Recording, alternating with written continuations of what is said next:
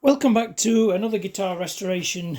This is going to be part 3 of the Ibanez Talman bass restoration. You may have seen in the previous video where I stained and painted the actual body. If you didn't see that, go back and watch it. You might find those interesting. Since the last video, I flattered the actual guitar with, I think it was about an 800 grit. And I've put 2 more coats of clear on top. As you can see, it's a lot more glossy. Yes, it needs a bit of a flat and a polish to take some of the actual peel out. But I think you'll agree that's a lot nicer now, a lot smoother and glossier. I'm really happy with that finish.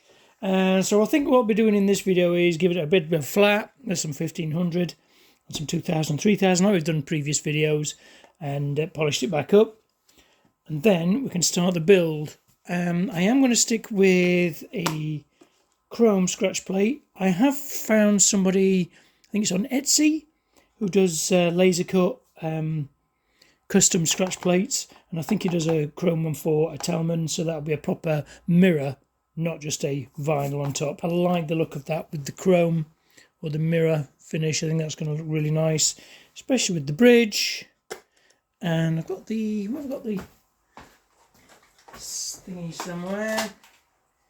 I've actually started putting the pickups together, so I think you'll agree it's going to look rather nice. I've no idea what any of these electrics do, because we've got these little circuit boards and things like that attached to the pots, so I've no idea what these do, so that'll be fun finding out. I'll do a little bit of soldering and get it all back together. It's got double switch on these as well. So what I think I'm going to actually do is have a look on the Ibanez website and find out what all these actually do. So like I said before, I've never actually built a bass before, so this is going to be a bit of a learning curve as well for me. But I am really looking forward to actually getting this done and built, because I think it's going to be a really nice playable bass. What I'll do now is I'll get these bits out of the way for now, and we'll start flattening and polishing the actual body and get it ready to be built. Right, so I've flattered the main areas of the actual base with 1500, 2000 and 3000. And what I'm going to do now is just give it a buff up with my 3M green polishing head, with my little Guild dual action polisher, and my, yep, there is the G360 super fast compound. It's not too much of it. And then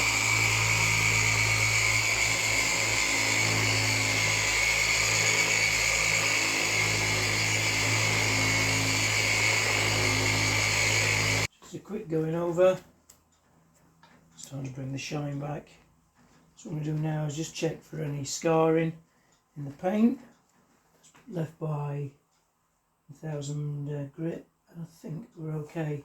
Yeah, we're going to be fine. So what I'll do now is I'll continue with the 3M head with the G360, and then I'll move on to the finishing polish, which is a finer grade polish in this. I think that's a 3M one as well, just to give it that extra bit of gloss and luster.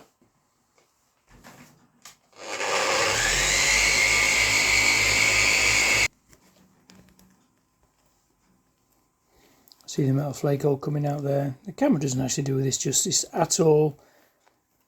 So if I can just put the light on and see if, there we go. See a little bit better with the light. There's loads of flake in there now. It's really glossy. Right, so I'm starting to put the actual guitar back together now, and I've basically sorted all my parts into their relevant parts. And it looks like I am actually missing one of the pickup screws. So I'm going to have to look through my spares box if I've got something as thin and as small as that. I probably have, actually. I do believe there's an earth goes underneath there, which should be on a ring. Maybe it's on that one, or is it on that one? I suppose an earth's an earth. But then all the wiring has got to go and re-soldered onto this little circuit board here. I'll just give you a close-up so you can have a better look. Is it going to focus? There we go. Yeah, all the wiring is actually got to be re-soldered onto there. I've got to figure out which wire's which and which pickup and that goes onto which. And then I think this is probably the main volume part, and then that's the tone part, I think. Again, I'm going to have to look on the Ibanez website, I think, and sort of figure this out. But yeah, so I've got some soldering to do. But one thing I'm going to do is I'm going to get the main body actually all built back up with the strap pegs and the neck and everything on the actual guitar. And then I'm just going to get it on the other bench and get some soldering done and hopefully solder this all back together in the correct order. And then we'll test it and see if it works.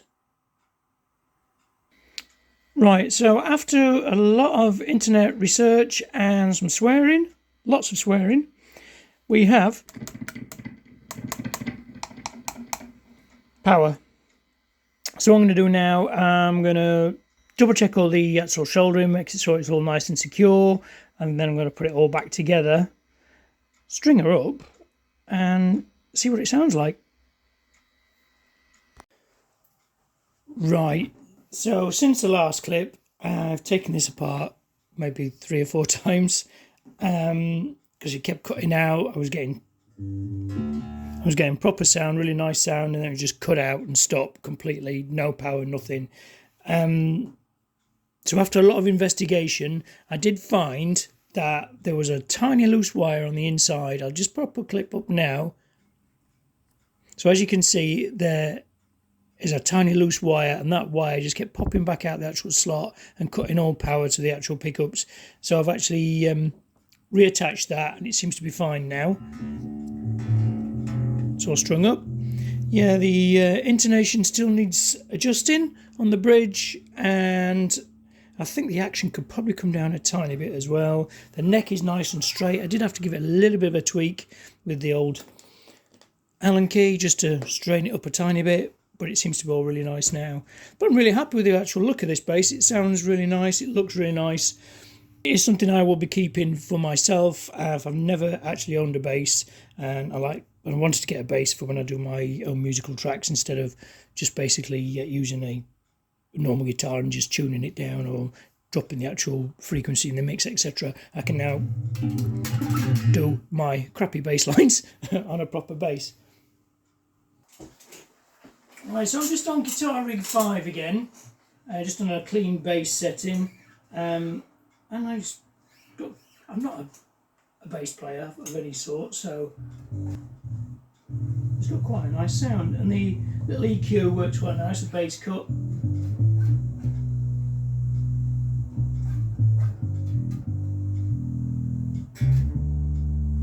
You can turn that up.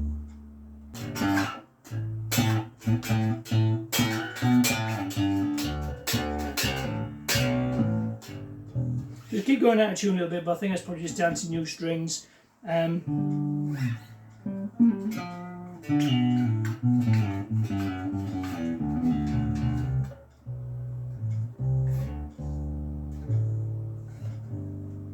but I'm really happy with how that looks. I think you'll agree the actual sunburst effect has really set the actual bass off a little bit instead of just a plain colour.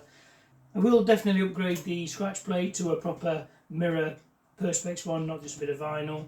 I contact the guy on Etsy and he says he makes them to order, so I've got to send him a few measurements and he will actually make a new one for me. I think it's only about £25 for that.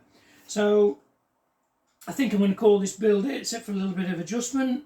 Drop the action slightly and adjust the intonation tiny little bit. I'm really happy with how that's come out. Yeah, it's had its little niggles, it's tested me on the electrical side. I have got to get a bit more practice on the electrical sort of thing and soldering and get my soldering game up a little bit, but hopefully that'll come over the builds. So if you've liked this video, don't forget to like, comment and subscribe. Stay tuned for more guitar content, and I'll see you in the next video.